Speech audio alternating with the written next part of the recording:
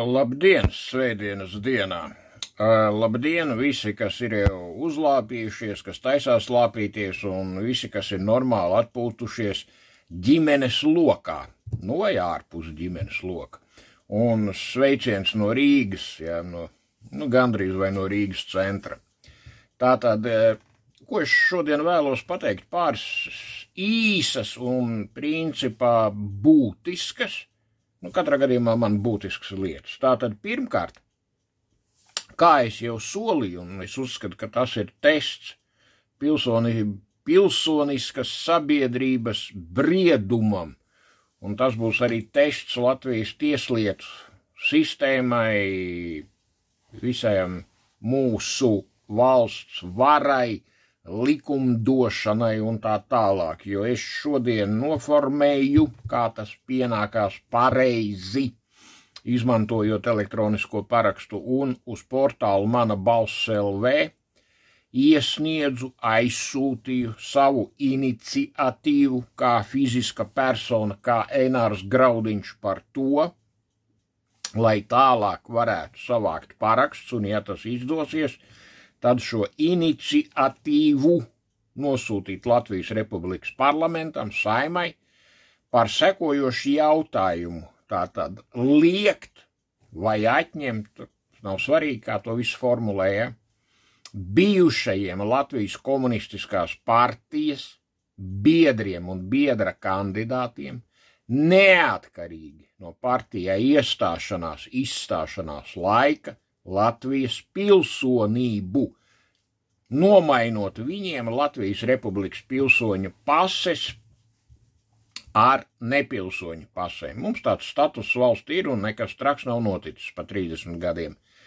Cik šodien ir dzīvu bijušo Latvijas komunistiskās partijas biedru, man tādas uzskaits nav un biedra kandidātu, bet es domāju, ka to ļoti ātri var visu sameklēt un, kā teikt, dabūt rokā.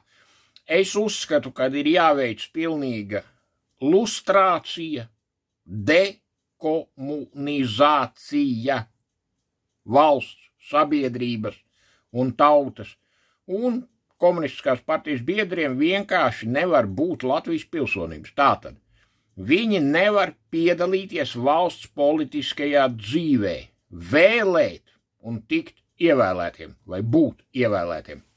Es uzskatu, ka tas ir ļoti, ļoti svarīgi, lai mēs beidzot pārvilktu pāri svītru pagātnē. Un lai šī pagātne mums visu laiku nevilktos līdzi. Mani uz šādu soli iedvesmoja ne tikai tas, ka es vispār jau sen to gribēju izdarīt, bet arī tas, kad pa ilgiem laikiem ir valdība, kurā nav Nacionālās apvienības, tātad partijas, kuru patieši, un mēs to visu varējām pārliecināties, šajā gadā finansē Krievijas federācija, agresoru valsts, teroristiska valsts, un par laimi šīs partijas uz šodien valdībā viņu pārstāvi vairāk nav. Tāpēc, kad šī partija 30 gadus, vēlreiz uzsveriet, runa par partiju, kas kādreiz saucās Tēvzeme un brīvība, otra daļa bija Latvijas Nacionālā neatkarības kustība, tad viņas apvienojās kopā TBLNNK, tad tur pieslēdzās klāt jaunā paudze, kas saucās Visu Latvijai, un beigās izveidojās partija apvienība, vai kā viņus devē Nacionālā apvienība. Tātad šī ir absolūti prokremliska, tur 100% no 100 partija, kas ir finansēta par līdzekļiem, kas ir no ārvalsts, no Krievijas federācijas. Tur ir konkrēts viens kurjers jau skaidri redzams visā šajā procesā, tas ir Egils Helmans, kur es atkal savukārt personīgi uzskatu par Krievijas galvenās izlūkošanas pārvaldes vai vēlāk galvenās pārvaldes darbinieku, tātad spiegu, ietekmes aģentu, un šīs partijas valdībā nav. Tas man rada zinām, es neteiktu, ka es priecātos, bet zinām noskaņojumu, kas ir ar pozitīvu atzīmi, nosauksim tā. Otrs aspekts ir, ka partijā nav iekšā apvienotais saraksts, kas ir vistīrākā komunistu komunistu bijušo finansēta partija, kas ir bijušie komunisti, tie ir Latvijas valsts izlaupītāji. Nu jā, no kāds savādāk. Jo kas izlaupīja Latvijas valsti 90. gadu sākumā un tā tālāk un tā tālāk. Tie bija komunisti kopā ar čekistiem, un visi čekisti bija komunisti dabīgi, un tā tālāk. Ja, nu, tur teik vispār viss ir skaidrs.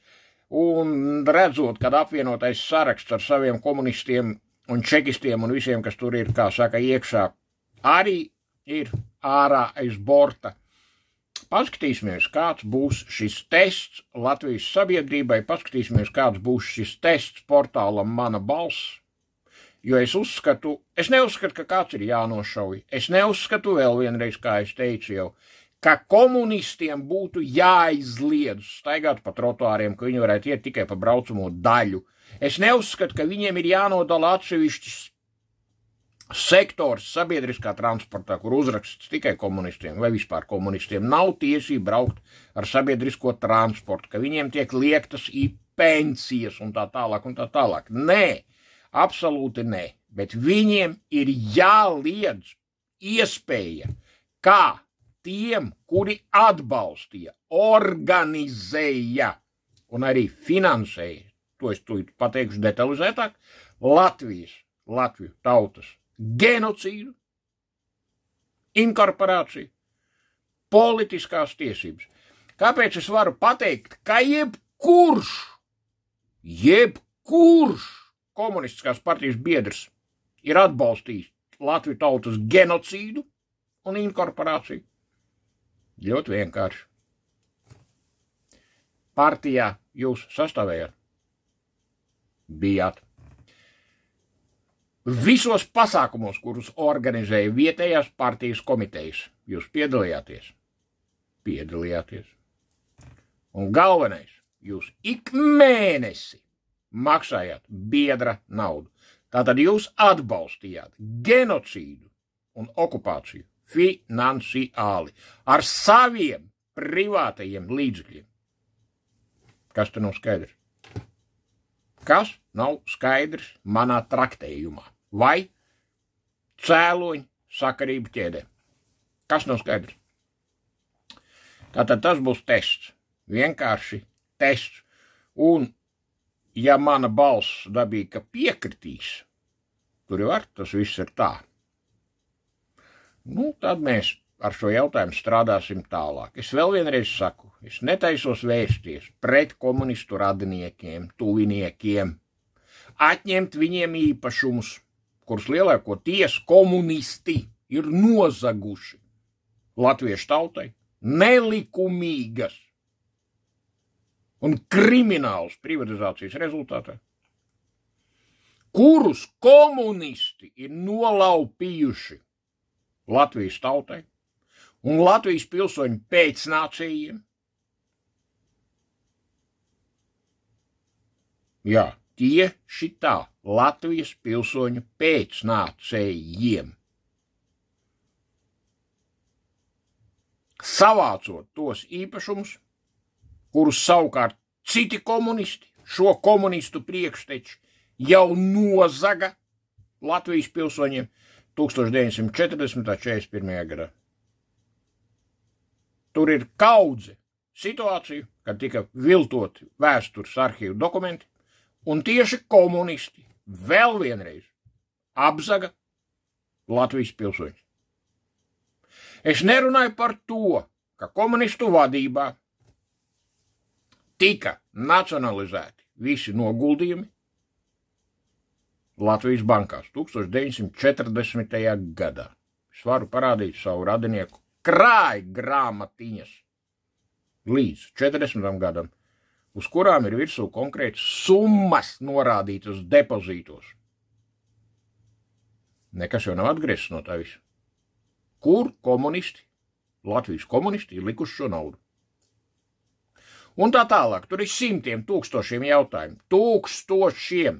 Tāpēc viņiem ir jālūdz Dievs, ja viņiem tikai tiks liekta pilsonība un izsniegts nepilsoņu pass. Dievs jālūdz. Nevis viņi tiks tiesāti, jo noziegumiem pret cilvēci un cilvēcību, kā arī genocīdam, noilguma nav. Nu tā ir. Šis te neko jaunu nesu izdomājis. Visu gaišu. Svētīgu jums šo svētdienu.